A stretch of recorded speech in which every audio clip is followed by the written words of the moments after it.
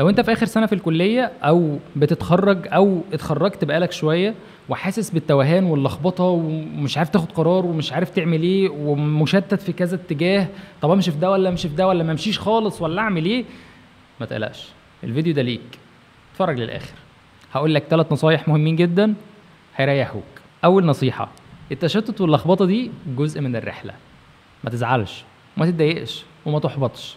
صدقني من حد اتخرج بقاله اكتر من 10 سنين ما زلنا لحد دلوقتي من وقت للتاني بنتلخبط وبنتوتر وبنتشتت وبنبقى محتارين، نكمل نوقف نغير نطور نخلينا زي ما احنا. فده طبيعي، جزء من الرحلة، تقبله.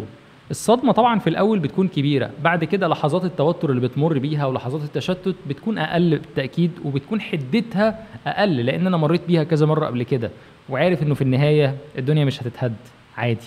وتعايش مع لخبطتك والمتعة وجمال مرحلة إن أنت بتنتقل من طالب عايش في كنف الدراسة وفي الجو اللطيف وفي البيت وبابا بيصرف عليا والجو الجميل ده، لأن أنا رايح أصطدم بالحياة.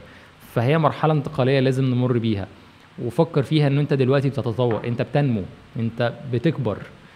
فخدها بالجانب ده. أنا في اللحظة اللي أنا متوتر فيها ومنعكش كده والدنيا مش مظبطة، أنا كده الاكشلي دي البروسيس، دي المراحل بتاعت إن أنا بكبر. فاستمتع بالرحله. النقطه الثانيه اللي عايز اقول لك عليها انه ايا كانت الشغلانه اللي انت هتشتغلها، فالشغل وسيله وليس غايه، وسيله لكسب الرزق، وسيله للراحه النفسيه، وسيله لان انا اقدم فاليو او ايا كان هدفك ايه. فهي الوظيفه مجرد وسيله، ما تخليش الوظيفه في حد ذاتها هدف انت بتسعى له. انا عايز اشتغل الشغلانه دي، لان انت بمجرد ما هتشتغلها بعد شويه، شهر شهرين سنه، خلاص اي وظيفه بتتحول لروتين، اللي بتعمله بقالك شهر والتاني والتالت وسنه، وبعد كده بيتحول اللي هو نفس الباترن، نفس النمط بشكل تقريبي بيتكرر، فهتزهق. فاذا ما كانتش بتحقق لك هدف اسمى هتمل منها وهتشوف غيرها وغيرها وغيرها، وهتفضل كده في حاله تشتت دايمه الى ما لا نهايه. لكن لا، انا من الاول انا عارف هدفي ايه.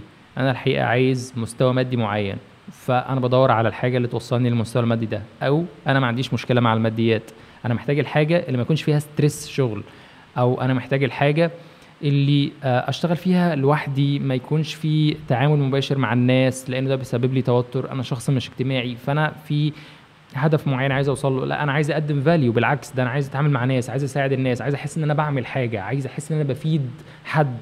فانا عندي ايا كان هدفي، الوظيفه بتحقق لي هدفي، فما تكبرش الوظيفه ولا تدي لها اكبر من حجمها. الوظيفه مجرد حاجه في حياتنا، حاجه جنب بيتنا واسرتنا وعيلتنا وجنب عبادتنا بربنا وعلاقتنا حاجه، ما تخليهاش تستحوذ على كل حياتك. الحاجه اللي بعد كده الصبر والتأني، وواحده واحده، وتقبل الوحش زي ما بتتقبل الحلو، وما تستناش ان كل حاجه جميله تحصل لك مره واحده، ومش مجرد ما اتخرجت فانا هحقق كل احلامي. لا، الامور بتاخد وقت وبتطول معانا. تقبل ده بصدر رحب، وخلي نفسك طويل وبالك طويل. وعادي جدا اشتغل في شغلانه شهر واثنين وثلاثه وفي الاخر تطلع فيستك مش عجباني، وعادي جدا ان انا شغلانه بعد ما قلت عليها وحشه اكتشف ان الشغلانه مش وحشه، بس المدير اللي انا كنت شغال معاه هو اللي كان وحش، بس شغلانه حلوه، ولما اشتغلها في مكان تاني احبها جدا جدا جدا. فالحقيقه ان انا اتعلمت درس مهم لما اشتغلت مع المدير الوحش، عرفت ايه الحاجات اللي المفروض ما تتعملش لما انا ابقى مدير. فكل حاجه وحشه بنمر بيها احنا بنتعلم منها زي الحلو بالظبط، ويمكن اكتر من الحاجات الحلوه اللي بنمر بيها. فالصبر وبالراحه وبشويش، ما تاخدش كل حاجه على اعصابك. الرزق مكتوب لك كده كده، فرزقنا هيجي لنا. الرضا، خلي فيه رضا كبير، رضا واسع، رضا لا يتعارض مع السعي والاجتهاد بشكل مستمر.